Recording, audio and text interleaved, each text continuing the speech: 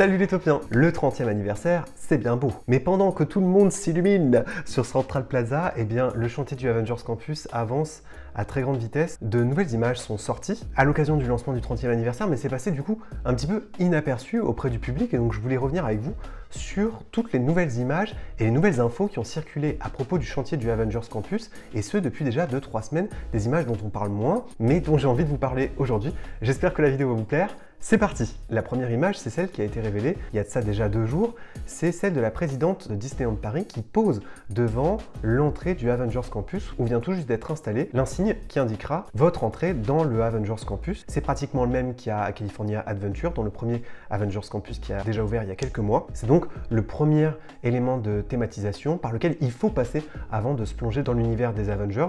Et je suis navré, mais je vais déjà faire une petite critique sur cette image. Bien que les travaux ne soient pas terminés et qu'il faut évidemment attendre l'ouverture du land pour se faire un avis définitif, j'ai l'impression, peut-être que je me trompe, que lorsqu'on sera dans le Avengers Campus, tous les bâtiments ne seront pas forcément intégrés au campus. Vous êtes là au niveau de l'entrée, et le bâtiment en jaune que vous voyez derrière, c'est l'ancien bâtiment de Disney Channel, le bâtiment dans lequel il y a en ce moment Stitch Live. Et bien ce bâtiment ne semble pas avoir bénéficié d'une nouvelle thématisation qui inclurait l'univers des Avengers. Je ne dis pas qu'il aurait fallu que ce bâtiment serve à une attraction ou un restaurant du Avengers Campus, mais je pense qu'il aurait été préférable de modifier la façade pour l'intégrer à l'univers de Avengers, car ce jaune n'a absolument rien à voir avec le Avengers Campus, et ça voudra donc dire qu'il faudra s'enfoncer bien plus loin dans le land, devant l'entrée de Palm Test Kitchen et devant l'entrée de Web Slingers Spider-Man Adventure pour être véritablement plongé dans l'univers des Avengers. C'est déjà là pour moi un premier loupé qu'ils essayent de camoufler avec de la végétation. Donc ils ont installé un petit peu de végétation à ce niveau-là, quelques arbres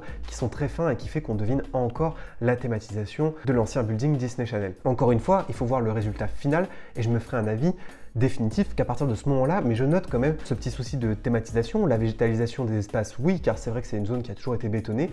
En revanche, cette végétalisation ne doit pas se faire au détriment de la thématisation. Il y a quelques semaines, on parlait de l'arrivée du Quinjet, et sur quelques plans, on avait deviné la nouvelle façade circulaire de la future attraction Iron Man, qui est une rethématisation de l'ancien Rock'n'Roller Coaster. Et bien dans une toute nouvelle vidéo publiée par Disneyland Paris qui met en avant une Imagineer, cette Imagineer explique qu'elle travaille sur cette fameuse façade circulaire qui fait que désormais l'attraction prend beaucoup plus de place à cet endroit-là. Là, je vous ai mis une image de la précédente entrée, on voit que l'entrée était beaucoup plus loin et que cette façade circulaire est très imposante, et devant cette façade, ils sont en train là aussi de végétaliser, et là pour le coup c'est une bien meilleure idée de le faire comme ça en intégrant cette végétation à la nouvelle thématisation. Et donc cette façade incurvée, elle est immense et surtout elle est perforée. Elle est perforée sur quasiment toute sa structure, car derrière seront installés des LED, car ce sera une façade lumineuse mais aussi de jour, pas seulement de nuit. Ça fera la spécificité de notre Avengers Campus qui intègre cette attraction qui n'existe pas dans le Avengers Campus californien. Et pour la première fois, on a aussi découvert sur ces images la queue de la future attraction qui sera surplombée par une structure en béton qui intègre là aussi de l'équipement lumineux un peu dans l'esprit de la façade. Donc là, on devine déjà dans quel univers très sophistiqué et moderne on va rentrer, celui de Iron Man, qui peut toujours profiter des dernières technologies, et ce genre d'éclairage apparaît de plus en plus dans certains métros, dans certains hôtels. On retrouve un peu ce style d'architecture d'ailleurs dans l'hôtel New York. Sur ces images aussi, on se demande si les travaux prennent pas un petit peu de retard du côté du Blockbuster Café qui va bientôt accueillir un fameux Hulkbuster. On en avait d'ailleurs parlé dans une vidéo il y a quelques temps. C'est le bâtiment dans lequel il y a aussi Palm Test Kitchen. Une partie du restaurant sera donc thématisée sur l'univers de la recherche et d'Ant-Man, tandis que l'autre partie du bâtiment sera lui dédiée à l'univers de Iron Man, et il y aura un immense Hulkbuster qui sera posé au centre de cet espace de restauration. Et en fait, sur ces images, on remarque que l'ancienne entrée de ce Blockbuster Café est restée la même pour l'instant, qu'elle n'a pas été rethématisée. Quelques vitres ont été installées sur la gauche, et donc il semblerait que l'intérieur avance vite, mais en revanche, cette façade du Blockbuster Café reste pour l'instant sur sa thématisation d'origine, et on espère très vite qu'ils vont s'en occuper pour lui faire adopter une thématisation Iron Man ou Avengers. Depuis quelques temps aussi, la façade de Spider-Man s'enrichit et commence à apparaître sur les façades le fameux logo Web.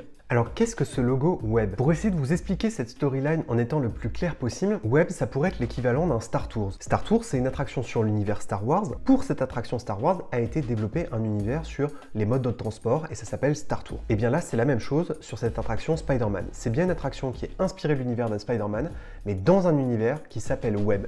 Et qu'est-ce que l'univers web? Web, c'est la Worldwide Engineering Brigade.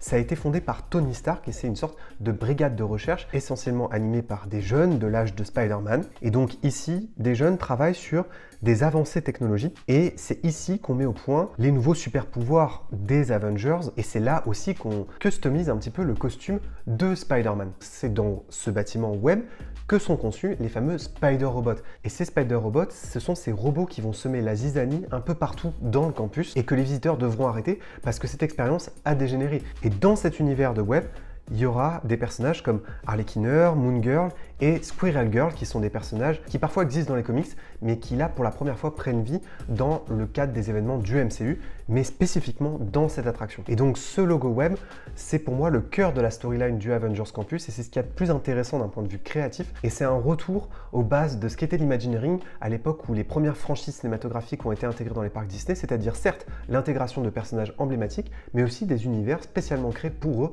dans les parcs. C'était le cas de Star Tours et ce sera donc le cas de ce qu'on appelle web. Et enfin, je voulais conclure cette vidéo par une image qui n'est pas une image officielle, c'est une image qui a fuité sur les réseaux sociaux et qui a beaucoup tourné juste avant le lancement du 30e anniversaire. Disneyland Paris travaille avec toutes sortes de prestataires qui n'ont pas forcément conscience de la confidentialité des travaux. Et donc, il y a un prestataire qui travaille sur toutes les climatisations qui s'appelle Proclim, grand professionnel de la climatisation, mais pas forcément des pros des contenus confidentiels qui ont révélé, même si c'était un secret de Polichinelle, que le Café des Cascadeurs sera bien de retour à Disneyland Paris. Le Café des Cascadeurs, c'est selon moi le meilleur restaurant des Walt Disney Studios. C'est un tout petit espace de restauration où étaient servis des burgers. C'était dans une sorte de grande caravane, une grande caravane en métal qui était inspirée des années 50. Il y avait un bar qui faisait toute la longueur du restaurant et j'ai eu la chance d'y déjeuner 2 fois et c'était une super expérience immersive, des vraies expériences vraiment à la Disney comme j'aime, comme il y en a aussi parfois dans le parc Disney Hollywood Studios en Floride. Il y avait bien sûr une jukebox et finalement quand on réfléchit bien à la thématisation du Avengers Campus, on se dit que ce Café des Cascadeurs a toute sa place. C'est pour ça que c'était un secret de Polichinelle. Tout le monde savait qu'un jour cet espace serait à nouveau